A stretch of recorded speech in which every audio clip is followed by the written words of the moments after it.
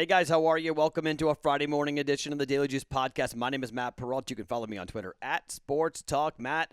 And we are here thanks to our friends at BetMGM. Use that promo code JUICE100 when you sign up for a new account with BetMGM. Okay, so a 3-2 night last night. We came close to a 4-1 night, but unfortunately, it's pretty much a flat 3-2 because we'd be down the juice, and then we got the player prop right in Jason Tatum for a quarter unit. So that pretty much covers the juice. So it's kind of a 0-out night. 3-2, but again, kind of flat. Just the way the week's been going. It's been a very, very flat week.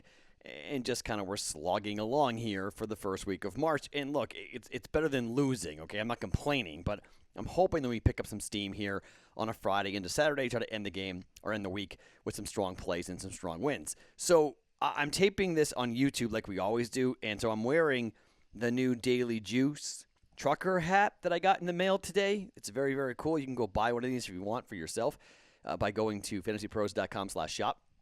Click on hats, and you'll see the Daily Juice trucker hat. But it's got the whole lighting kit in here all messed up. So I need some tutorials from our friends at BettingPros on how to get the lights right, because I look totally washed out, and you can't really see the hat. And you can see the hat when I go forward and kind of give you a look, so you can see the hat on YouTube, but you can't really see the hat. Otherwise, I'm all washed out. So it's just, I don't know. It's just one of these days. It's been one of these weeks, you know? It's just one of these weeks. You just kind of go, all right, yeah, it's March. We're into March Madness, and you want to end the week really strong, and you want to be hot right now. And I'm mediocre. I'm not warm. I'm not cold. I'm just kind of blah. I'm just kind of there. So hopefully things turn for us here today. Today is what I am calling Square Friday. I'm just playing my teams, man. I'm playing my teams. I'm betting favorites. And we're just going to be, I don't know, we're not getting too exotic. I do have the parlay. It's a 3-teamer, 3-leg college basketball parlay that I have not played, but they're games that almost made, these are 3 games that almost made it onto the official list.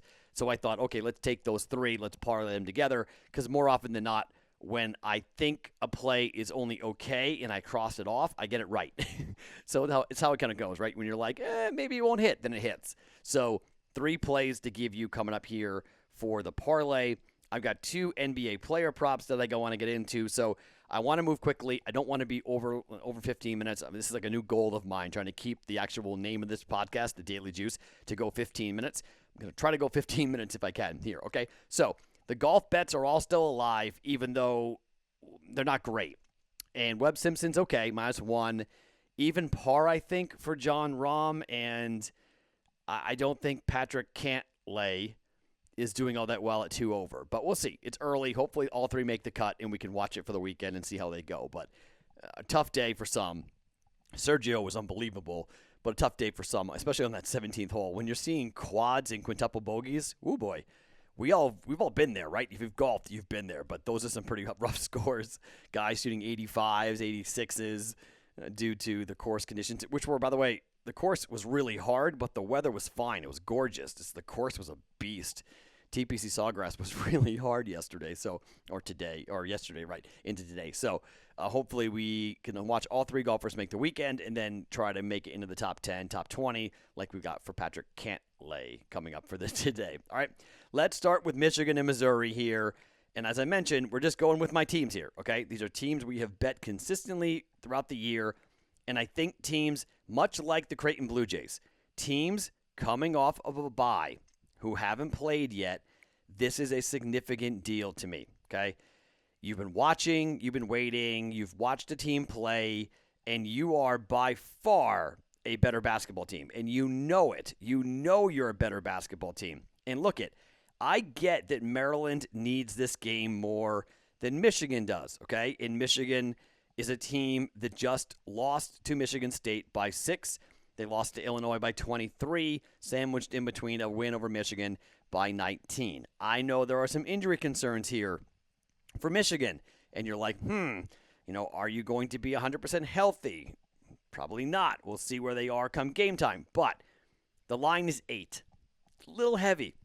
But Michigan is 16-6 to the number, and Maryland is 12-5 to the number.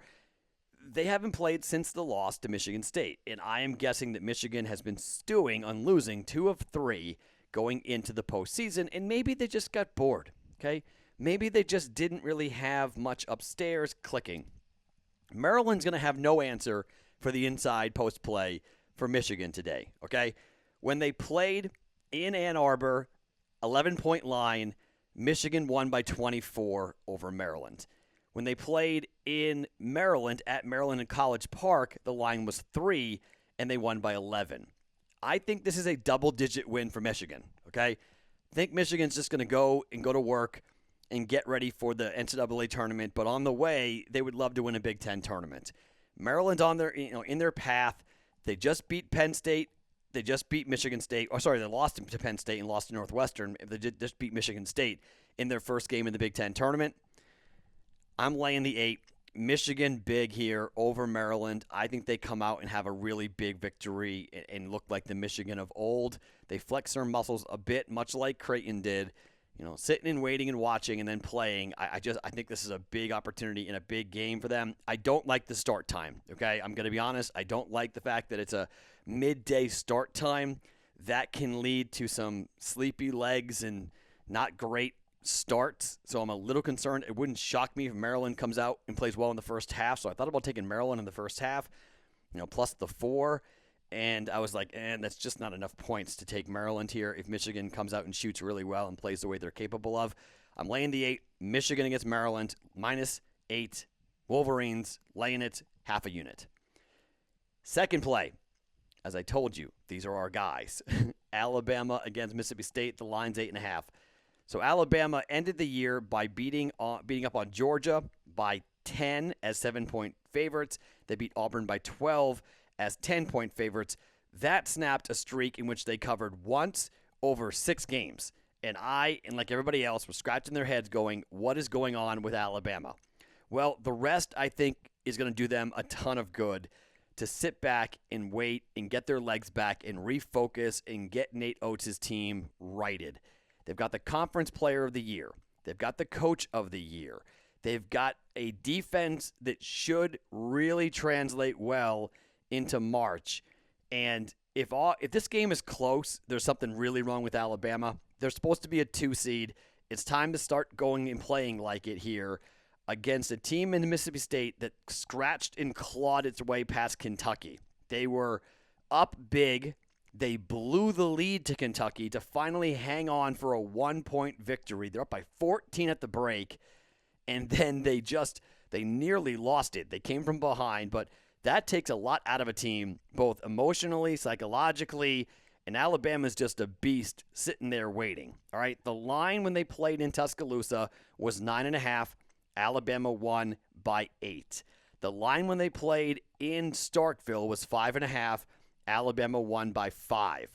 Bama hasn't covered yet against Mississippi State, and that's going to lean some people to say, okay, I'm taking Mississippi State for a third time to cover against Alabama. Give them the points. It's plus 8.5. I'm just going to do this like I did it with the Creighton Blue Jays yesterday, okay? And not everything is going to be the same. I understand that, but these are one of my teams. And I expect Alabama to play like Alabama. And let's go, Crimson Tide, okay? This play worries me. I'm not going to lie. This play's a little bit shaky because of the way Alabama has played down the stretch and how they've played against Mississippi State. Neutral floor this time, and an 8.5-point line. Elimination game. A lot of those upperclassmen and seniors for Alabama. Maybe some tired legs late. Maybe they hang around for a little while, and then in the second half, Alabama just goes to work. The Tide need to rebound and hit their threes. They do that. They have more talent. They are deeper. They are better coached. I'm going to lay the 8.5 here. Alabama minus 8.5 against Mississippi State for a half a unit. I told you we're going. This is all favorites and all chalk. One more college game and then a game I can't play yet I'll explain why I can't play it yet here in just 1 second. Let's talk about Arkansas and Missouri. Arkansas is a team that we have not played much this year, and that's on me. Okay, they're 17-8 to the number. Missouri is 11-13 to the number. Arkansas has been, over the last month, you could make a case that Arkansas has been the best team against the number in college basketball. Arkansas has only covered 2 times on the road at Oklahoma State. They were 1.5 point dogs, lost by 4. In the last game of the year, they were 14.5 point favorites, and they won by 7. Senior day, distractions, and whatnot. But before that, they covered 7 times, and they covered 9 of 10 games before the game against A&M, which they won. They just didn't cover. So yesterday, Missouri was favored by 6.5. One of my guys on my radio show had them to win and cover. They won, but they hung on for dear life against a really bad Georgia team. That should not have been as close as it was. 3-point win at 6.5 point favorites. And now Arkansas is only -3 here. That's a little bit surprising to me, to be quite honest. And partly the reason why is because early in the year, Missouri beat Arkansas by 13 points when Arkansas was a 6.5 point favorite. That's a difference of 19.5 points. Then, in the rematch, they were on the road at Missouri as 2.5 point dogs, and they won by 5. That was right in the middle of the 7-game-in-a-row run for Arkansas, where they beat Mississippi State, Kentucky, Missouri, Florida, Alabama, LSU, and South Carolina. They won all the games, and they covered in every game as well. Eric Musselman's got this team playing really, really well. Arkansas is a sleeper team to make a run in the dance. They're not going to win the national championship, okay? But I saw a lot of people pop on. It was 40-1 or 50-1 for Arkansas to win it all about 2.5 weeks ago. And I was talking to a guy on Twitter that I know a lot and was like, he bought in. He threw $100 down on a 50-1 long shot for Arkansas. And he was like, look, I'm just going to go ahead and buy this. And then if Arkansas makes the Final Four or if Arkansas makes the Elite Eight, you can turn around and try to sell it on prop swap or just have some value and hedge off the value and try to see how you can get it. I mean, I get the strategy there with Arkansas, but they are a gritty team. They're tough to play against, and this Missouri team is okay. They're not great. And then after playing yesterday, again, this is Michigan, Alabama, Arkansas. They all haven't played yet, okay? This is all coming into their first game against a team that's not that great, that had to scrap and claw to get there to this game. It's all the same with Maryland, Mississippi State, and Missouri. They've all played, but they all got pushed in their first game, and now they're coming in here, up against a big boy, and I think Goliath takes care of business. Arkansas -3 against Missouri, okay? So Michigan State -8, Alabama -8.5, and Arkansas -3. Here's the last play that I can't make in college basketball. Creighton against UConn. This is the game of the day for me, man. This is going to be a barn burner. I've already told you the winner of this game wins the Big East Conference tournament, and we have the plus 250 on UConn. Okay, so either UConn wins and we're really happy, or Creighton wins and I'm really happy. So one of the two. There is no number for this. Why? Because Book Knight left the game and didn't come back. They're calling it cramps. Okay. If he's out, we're betting Creighton. Like immediately. We're on the Jays. 100%. So the books aren't putting numbers up till they know what's going on with him. And rightfully so, because it changes everything. With him, they are a legitimate threat to make a run into the NCAA tournament in deep. Without him, I think they're done. So that one injury is everything. So if Book Knight plays, okay. If he doesn't play, we're all over Creighton. All right, and we'll wait and see what the number is. We'll find out, relatively early. I'm assuming we're going to find out what's going to go on with that game in the day as to whether or not he's going to play or a game-time decision or what. But we can't make that play without finding out the status of the best player for UConn and maybe the best player in the entire Big East. So we got to wait. And if he's in, we could be taking the UConn Huskies. If he's out, we may be riding the Creighton Blue Jays. Both teams had big wins, but man, that's a major, major concern right now for the UConn Huskies. So that's a question mark. That's a half unit play that's hanging out there that I will tell you about later in the Discord channel or on Twitter, one of the two, #DailyJuice, or on the Discord, bettingpros.com/chat for the Discord. Okay, so let's do a couple of quick player props here. We went on the Betting Pros prop bet cheat sheet, NBA prop bet cheat sheet, the number one at the time of taping, the number one prop is Dillon Brooks against Memphis up against the Denver Nuggets. So they have it. FanDuel at 14.5. Other books around have it at 14.5. They're projecting 16.8 points at 17 points. Basically, projecting you're going to get about 2.5 points of value here for Dillon Brooks. So when you look at Dillon Brooks and what he has done so far this year, he's averaging 15.7 points per game. Now, Dillon Brooks in the game up against Washington, he only scored 10 points in the first game back after the All-Star break. The 2 games before the All-Star break, he scored 23 and 20.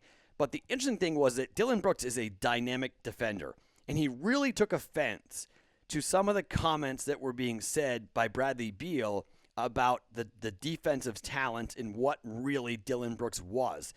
And Dillon Brooks got pretty upset about it, and he didn't like the fact that he was being called just a defender, and that's all he could do, because he believes he's got a lot more offensive firepower. He's averaging, he's been pretty good so far this year at 15.9 15.7 points per game, a guy who's averaging a couple of assists a game. He's been a nice player for playing all 30 games. He's a nice player for Memphis. And so we're not going to take Ja Morant today, but we're going to look at an off guard and somebody that may be a little more fired up to go out there and put up a big number here.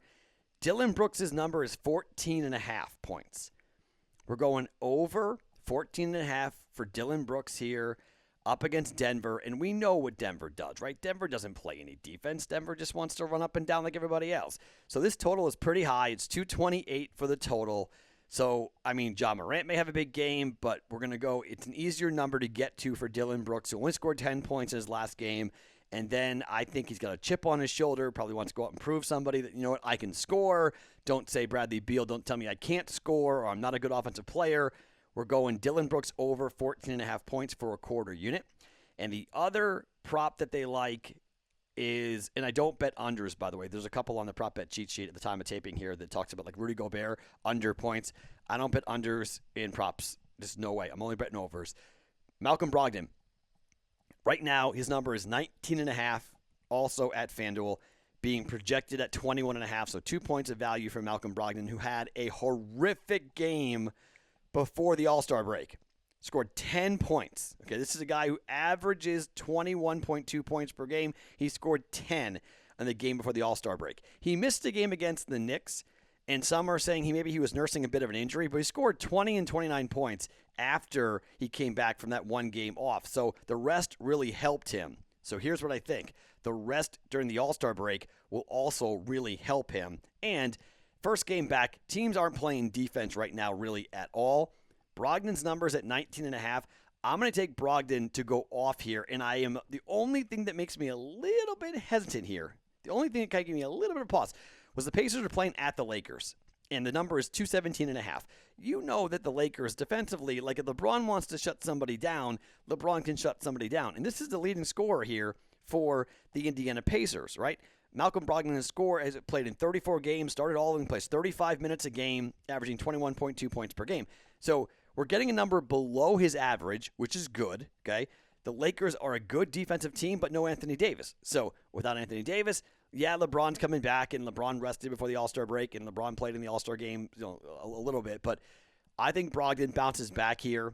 I'm going to go over Malcolm Brogdon, over 19.5 points at a quarter unit as well here for today. Okay, so the plays again real fast. Michigan -8, Alabama -8.5, Arkansas -3. We're holding off on Creighton UConn until we find out about the injury. Dillon Brooks over 14.5 and Malcolm Brogdon over 19.5 for the 2 player props, each for a quarter unit. Other 3 bets are at a half a unit.